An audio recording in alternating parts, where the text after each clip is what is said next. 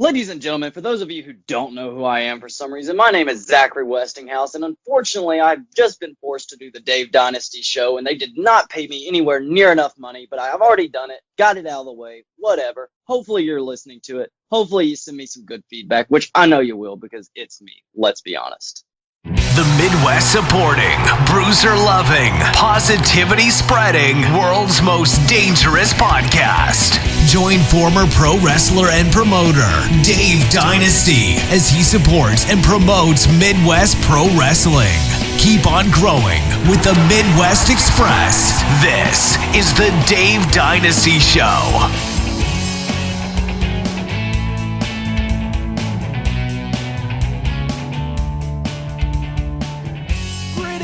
Welcome to the Dave Dynasty Show. I'm your host, Dave Dynasty.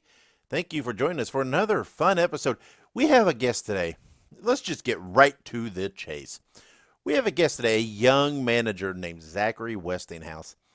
And it's funny because if you listen to his interview, Zachary's a little bit snarky, if you know what I mean. He gets some jabs at Ike Isaacs about the fact that he conducted the interview, saying that Zachary's saying he's not a B-lister. And he doesn't usually deal with B-list. Well, let me get this straight. Zachary, here's the thing.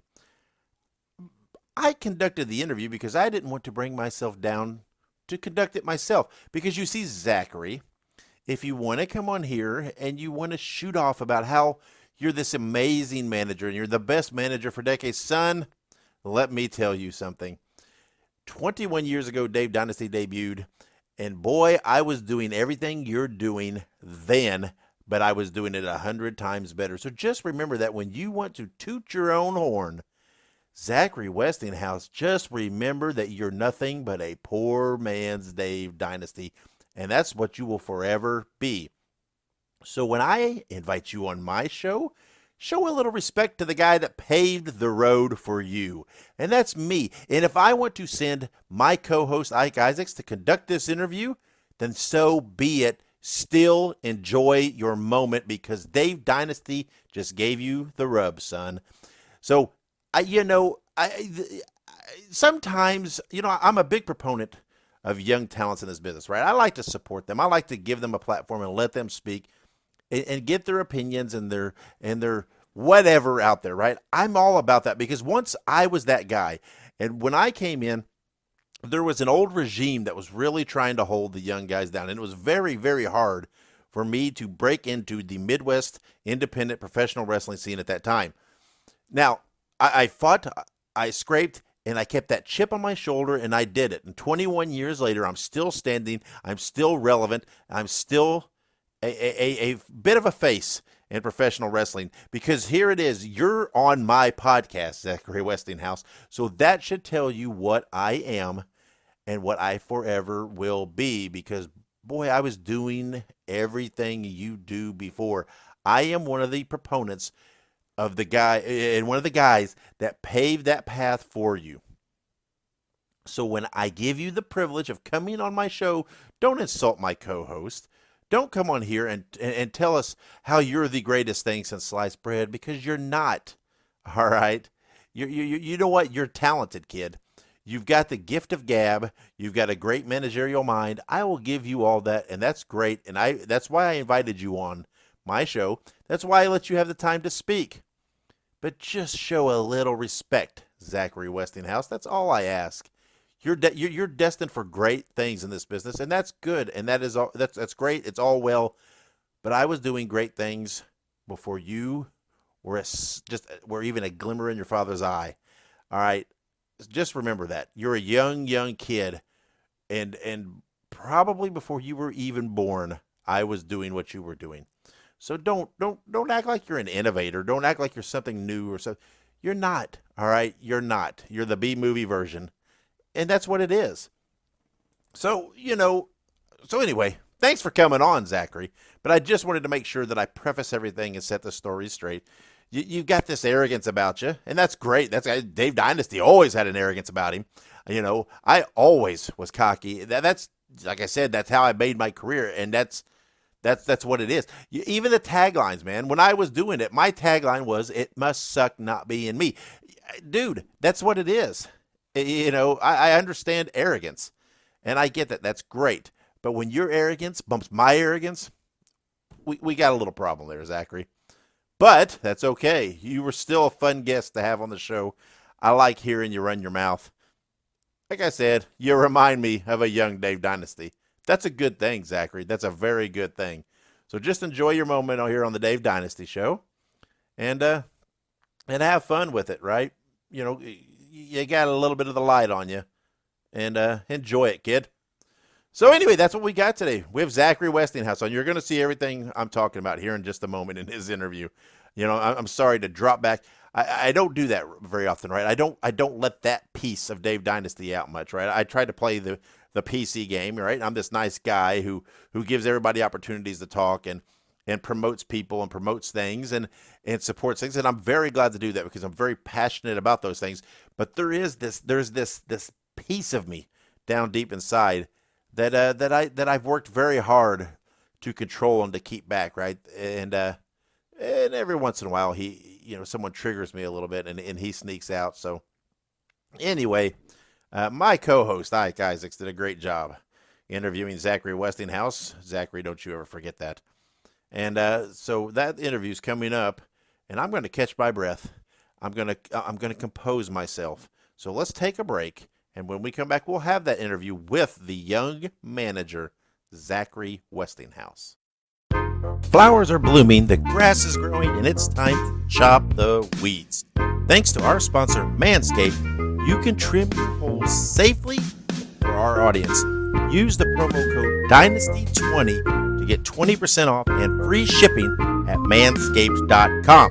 Join the other 2 million men who trust Manscaped. They are here to make sure you are trimmed and smelling nice.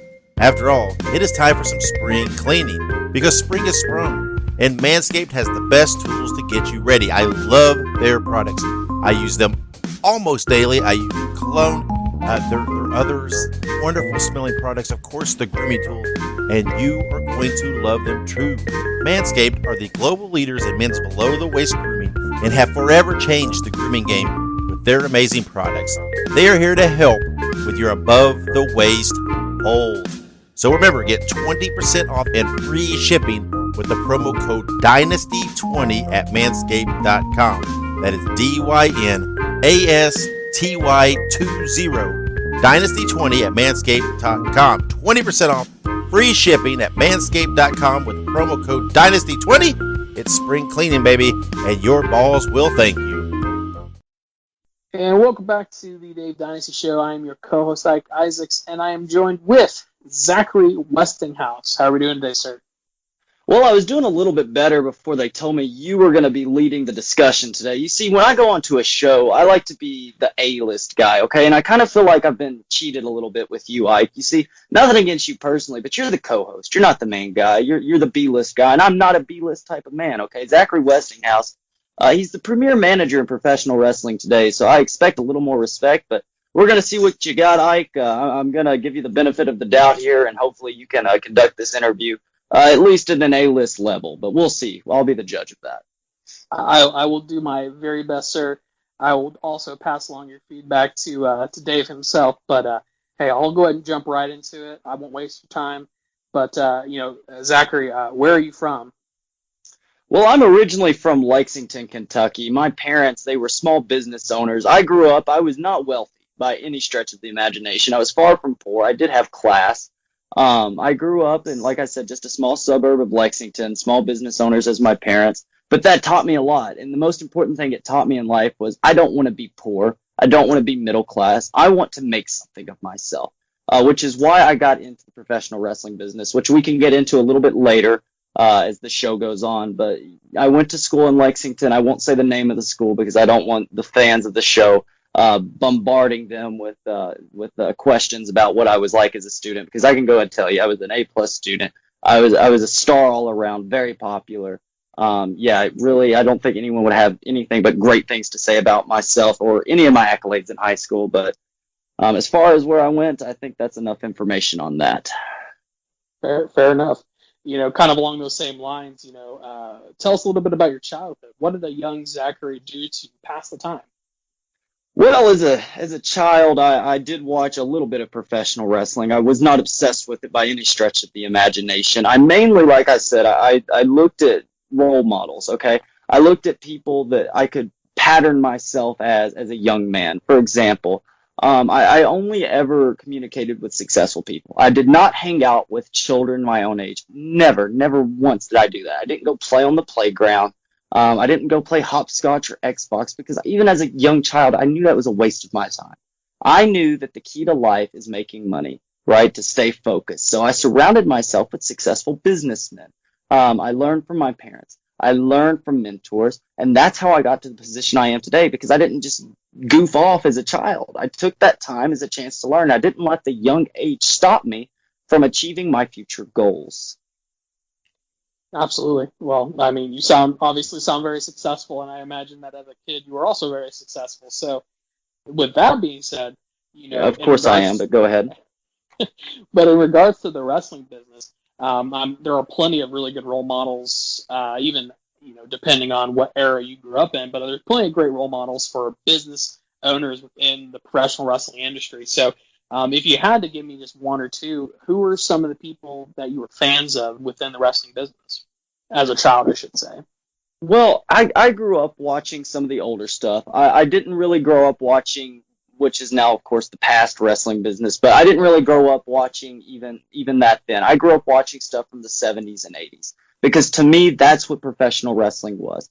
That's what I thought it should be. And as a manager, that's what I try to tell all of my talents that I represent. I'm telling them, you can go out there and do 10 million flips, 10 million dives, 10 million moonsaults. But personally, if I'm getting into that ring and I'm trying to beat the man in front of me, I'm trying to make him submit, I'm trying to pin him, I am not going to start out with a bunch of flips. I'm not going to start out by jumping over the rope. I'm going to go for his legs. I'm going to try to take out his lungs. I'm going to hit it where it hurts. And last time I checked, to do that, it doesn't require a whole bunch of fancy moves. And that's why I never watched the new stuff as a kid. I haven't watched wrestling that was created within the past 25 years. I mean, it's a joke to me. So in terms of role models, I looked at older managers. I looked at people like Jimmy Hart, people like Jimmy Cornette, who I respect in a way now, but we can get more into them later and how they've affected my career as a manager in the professional wrestling business. But I guess you could kind of call them role models. But I view anybody that I could learn from is a potential role model. But there's also things, even the people you learn from, you can learn what not to do from as well. And I think that's important. You can't just take somebody as your role model and assume everything they say is gospel or truth. You have to assume, okay, they might know what they're talking about most of the time, but you also have to recognize that some of the time they don't know what they're talking about. They're not going to give you the best advice. So that's why I never really said I had one particular role model, because you can find flaws in anybody except myself, because I think that I've looked at enough people. I've figured out how this works for long enough now that I am doing everything correctly. I am the star model for professional wrestling managers in the modern professional wrestling business. So I hope that kind of answers your question. But long story short, no, I didn't really have a single role model, but more of people that I look to learn from and learn what not to do from. No, absolutely perfect answer, as expected. Perfect, absolutely perfect. Yeah, I'm glad you're catching on to the trend here. But with that in mind, obviously at one point you stopped just watching wrestling. You decided that you wanted to actually be a part of it. You wanted to make money. You wanted to get in there and be a part of that business. So when was it that you decided that you wanted to make that step? I decided right after college, and let me tell you why. So I decided to get into the professional wrestling business for really two key reasons. The first being, as a man with a business background, that's what my degree was in, I recognize holes in the market, right? If you're a stockbroker, you're looking for holes, you're looking for trends, you're looking for a way to capitalize. And let's do something right now, Ike. Let's play a little game. I want you to name, just off the top of your head, a couple of wrestling managers, past, present, doesn't really matter, but just name a few. Let's do Paul Bearer. Let's do. I like Jim Cornette. I'll have to use one of yours. I love Jim Cornette. And let's do Bobby Heenan. Okay, so there's three good examples of managers from the past right there. But what do all three of those men have in common? And I'll give you a hint. They have this in common with pretty much every manager, past and present. And that is they're all either irrelevant, they're all either have died, or they're all retired. Therefore, there is a hole for me to capitalize on, right? I realized that, hey, there's not very many managers in the business anymore, let alone managers who are actually passionate, who actually care about the craft itself. You see, that brings me to the second reason why I got into the business. I didn't get into the business because everyone else that you ask, you say, oh, why did you get into professional wrestling business? And their answer is all going to be the same. It doesn't matter if they're at the very top of the business working for the top promotions, as some like to say, or if they're at the very bottom of the business working for some crappy independent promotion. It doesn't matter because they're all going to tell you the reason they got in was because they wanted to be like their superhero. They wanted to be like insert random A-list wrestling celebrity names here. That was not me. I got into the wrestling business because I wanted to capitalize on the hole in the market and make money, okay? I am a man who knows how to stay focused. I think we've established this. And ever since I was a child, I have wanted to make more and more and more money, okay? Life is about money. Money rules the world. Not enough people realize it. And that's why people like you stay poor for their entire lives. Whereas people like me who grow up, fairly middle class can make something of themselves because I am driven. I am motivated. I'm not like the rest of these people who get into the business just because they want to be like some superhero of theirs. It's their role model, right? That's another reason why I don't like role models, because it's just kind of an icky term to me. And quite frankly, it absolutely disgusts me when people say that, because it tells me you don't care about improving yourself. You care about being the next somebody else. You see, Zachary Westinghouse, myself, I've never wanted to be the next somebody because there's already been that somebody. Zachary Westinghouse is Zachary Westinghouse. That is undeniable. That is the truth. And so, once again, I'm not going to pretend to be anybody except for who I am. No, absolutely. That's definitely words to live by, 100%. And honestly, you kind of answered this a little bit, but I kind of want to get some more details. But, how did you get your foot in the door? Because obviously a smart man like yourself probably found a very, very good way to get into the business. So I got to know, how did you get your start? Key word is networking. Okay, politicking. Now, here's a little something I don't really talk about much, but I do have a past in politics. I've worked for several, and I'm not going to say who, but several big-name politicians in the past, helping them run their campaigns very successfully, might I add. And so I know a thing or two about networking. I know a thing or two about making the right phone calls and how to address those people when you finally get the right phone call. So really, I am quite young, but I am successful for that reason, okay? I didn't get in and just work my butt off as hard as I could, day in and day out, 16 hours a day. That's fine if you want to go about it that way, but just because I didn't do that doesn't make me any less passionate than those people. It just makes me smarter. I'm a big fan of the phrase work smarter, not harder, and I think that really does summarize how I got into the wrestling business and how I have become so successful in such a short amount of time. No, absolutely. And honestly, this even kind of leads into my other question because, like you said, use the networking, you have, past experiences that basically gave you what you needed to do to get into this business and be successful. Sure, all of which are skills that have helped me become a successful manager as well. It helps you to get into the business, but it also helps once you're already in to help get your talents that you're representing, because let's face it, that is the point of a manager. It's to help your talents succeed, because when they succeed, you succeed. No, absolutely. And that actually is a good segue into you being a manager. Did you ever think about wrestling? Was that ever something you thought of? Or when you oh my business, was it always just gosh. managing? Damn it. I knew you were probably going to ask this question, and let me clear the air on this. No, I never wanted to be a freaking professional wrestler. What are most managers in the modern business? Why are they managers, I should say? Number one, it's because they're not talented enough to be a wrestler. That's why most of them are managers, let's face it. And that's not why I'm a manager. Let me make that perfectly clear. I'll address that later. But the other reason is they might be a wrestler in training, right? But they're just managing for now to try to get their foot in the door. That's not me. That goes back to what I said earlier about people wanting to be like their superheroes. They're not in it for the right reasons. I became a manager, And I set out saying, okay, I'm not going to be one of the greatest of all time. I'm going to be the greatest manager of all time. I was dedicated to that goal. I am currently achieving that goal, doing everything in my power to make that goal come true.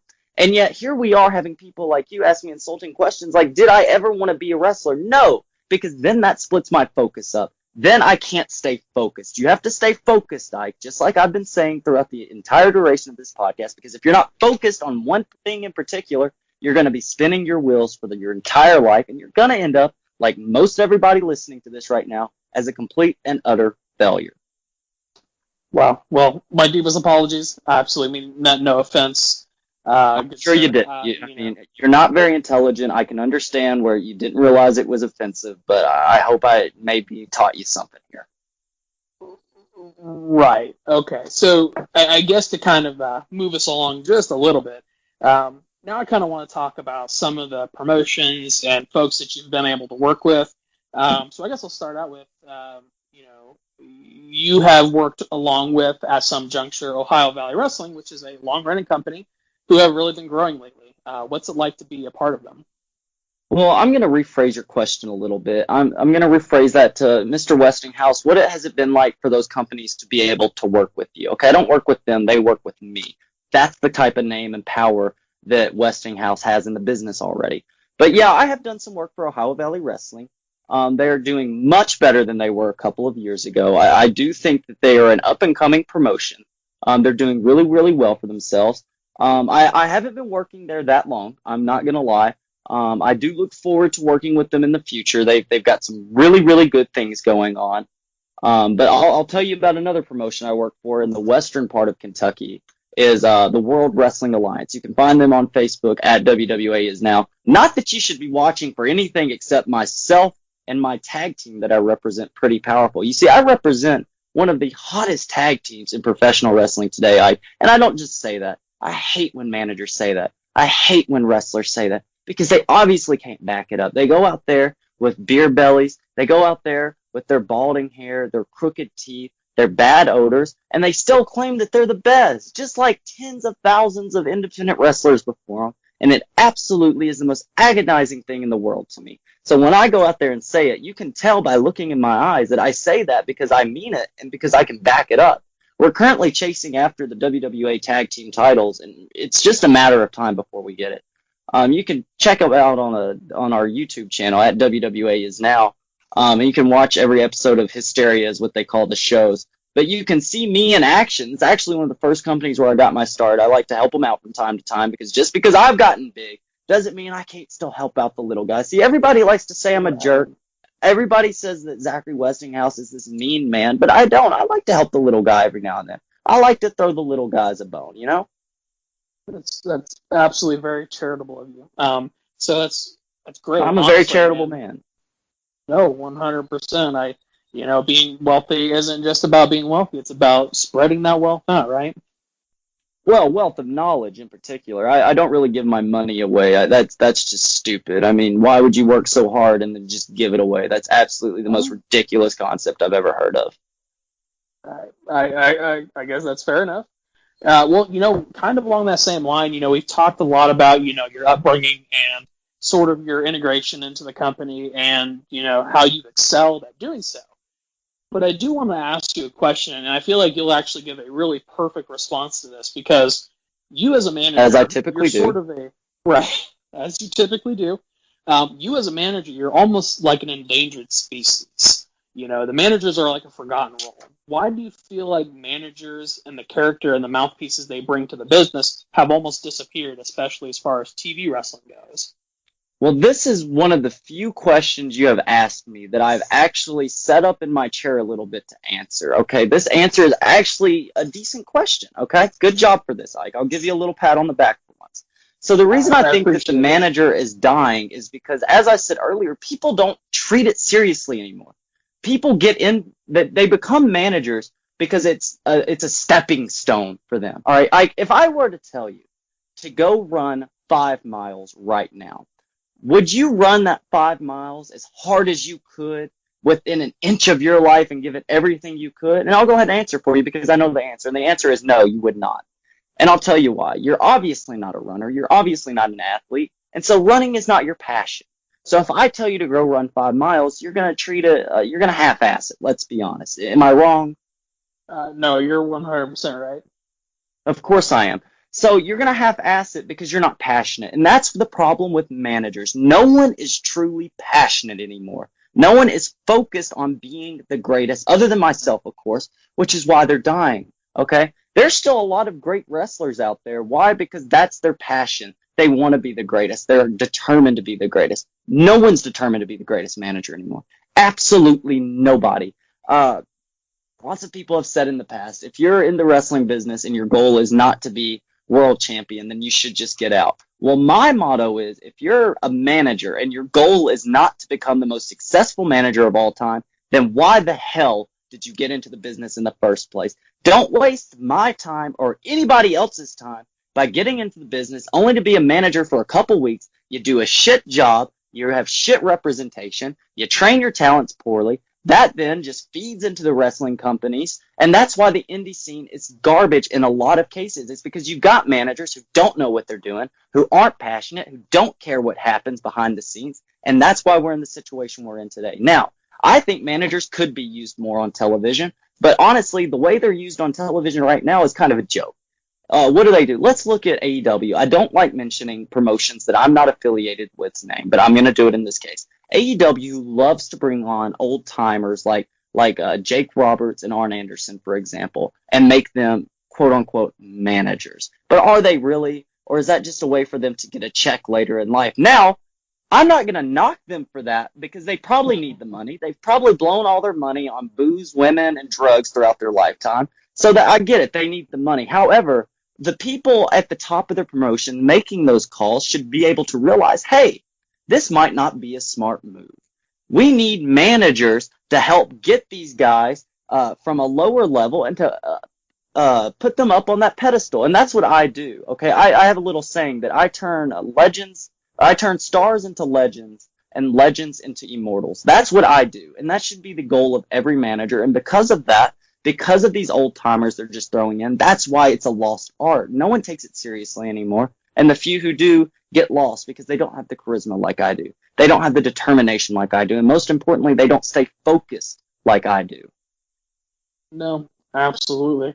And, and honestly, you've said some pretty crazy stuff during this interview, but I gotta agree with what you said there 100% is that, a lot of folks don't take it seriously. And like you said, these promotions, they pull out these people from, wherever, and not to say that they weren't good in their time, but they're certainly not good for this time, if that makes sense. Well, and whenever I said, it can go both ways, because when I was talking about how people become managers because they're not ready to be a wrestler, it goes the other way. People become managers because they can't wrestle anymore, and AEW is case in point of that.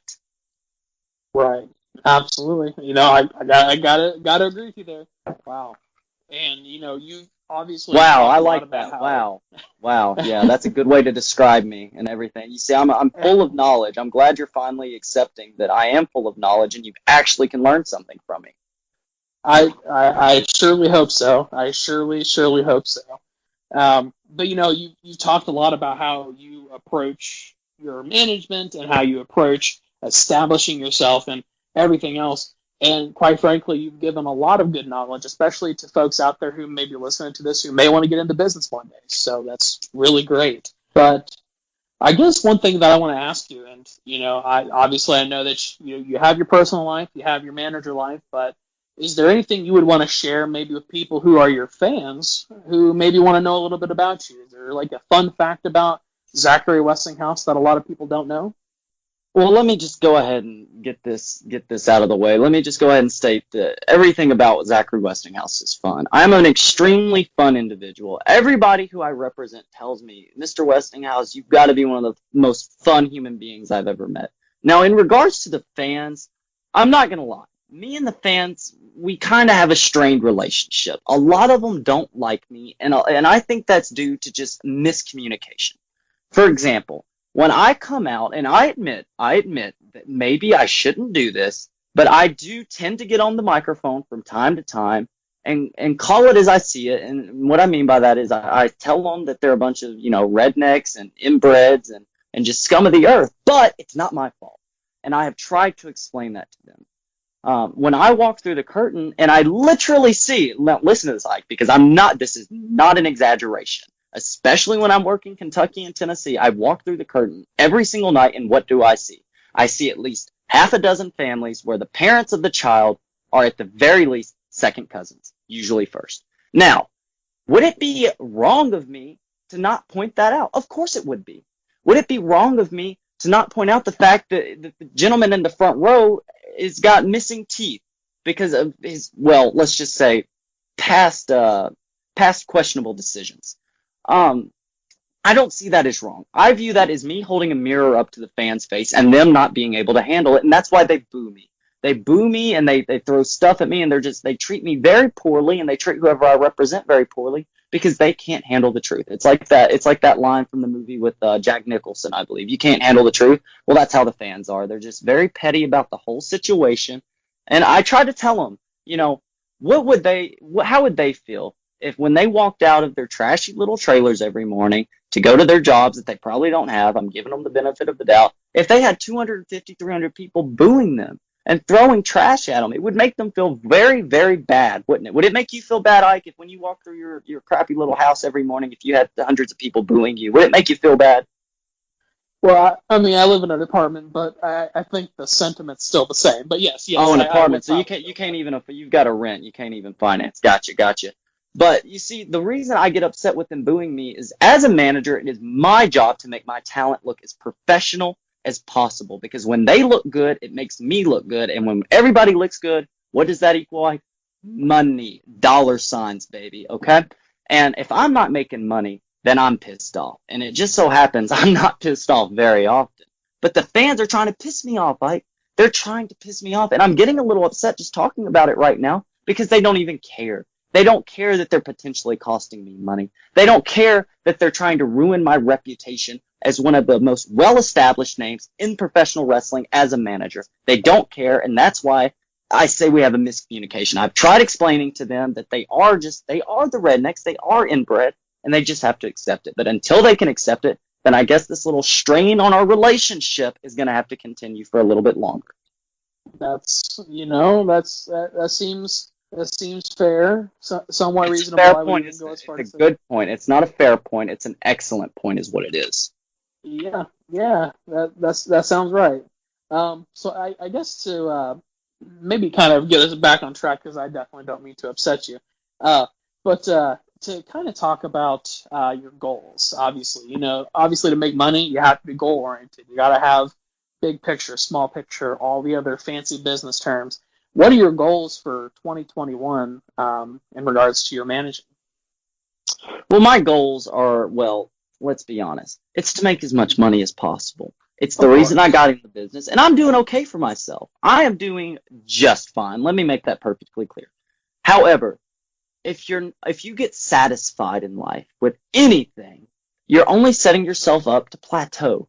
And I, as a professional wrestling manager, have absolutely no intentions of plateauing whatsoever. If this is a graph, the line is going straight to the top, and it's not going to stop anytime soon. So my goals for 2021, as the year progresses, is to represent even bigger names, okay? To work for every promotion I can. Now, I'm not going to seek out their jobs, right? I'm not going to ask them. Now, they're going to come to me, but I'm sure they are. I have absolutely no doubt that these companies are going to come to me.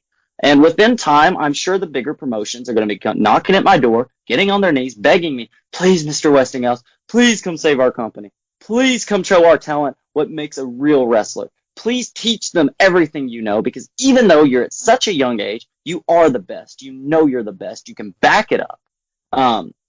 So that's kind of my goals. It's just to keep doing what I'm doing, because what I'm doing is obviously working extremely well, unlike whatever you're doing. And that's the whole point, isn't it? It's to keep progressing. Yeah, absolutely. No, I would agree.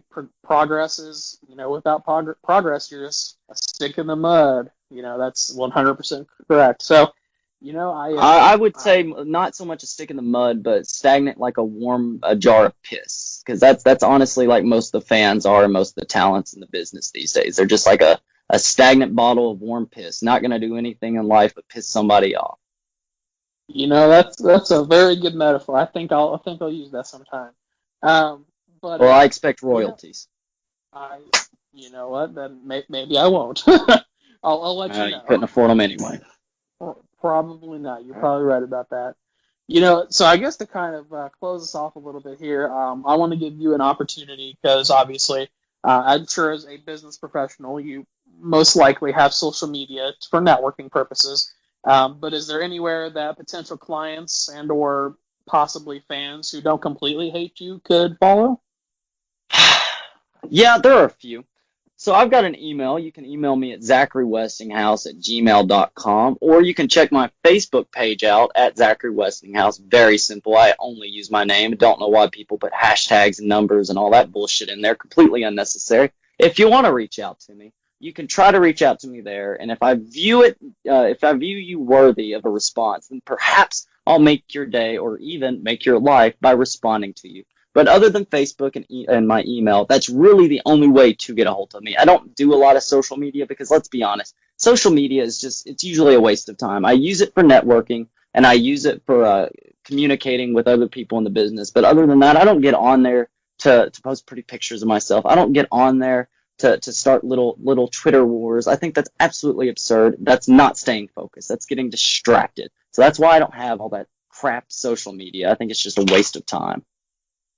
That's another thing. I think I'll have to agree with you about. Social media is definitely a big time waster for sure. But you know what? Have you noticed how you pretty much agreed with everything I've said? It's almost like at the very beginning of the show, I said that I'm full of wisdom and full of knowledge, and it's like we're 30 minutes into this right now, and you're finally accepting, hey, this Westinghouse guy actually knows what he's talking about and actually means what he says. It's crazy, isn't it?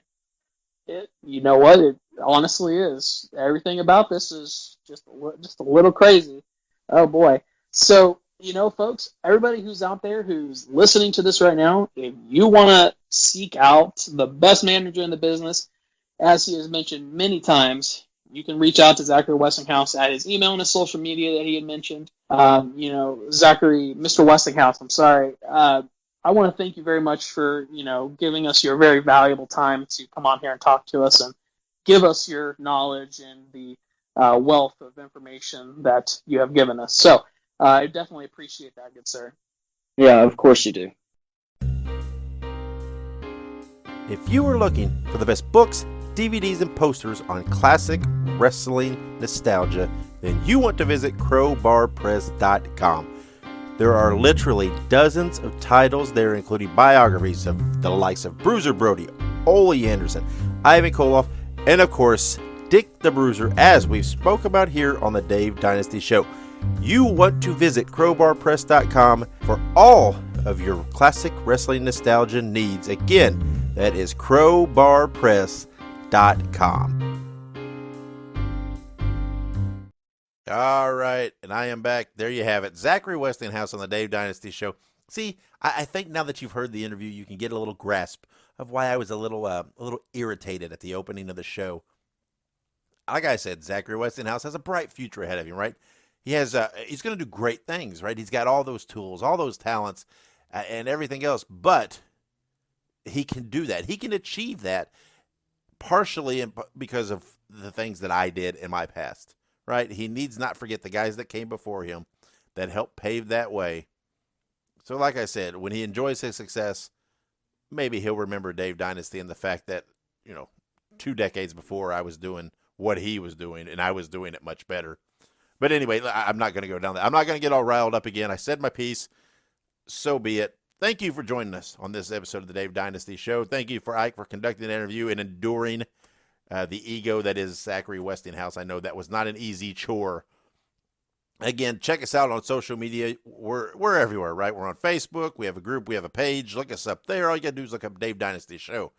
Follow me on Twitter at The Dave Dynasty. Make sure you follow the network.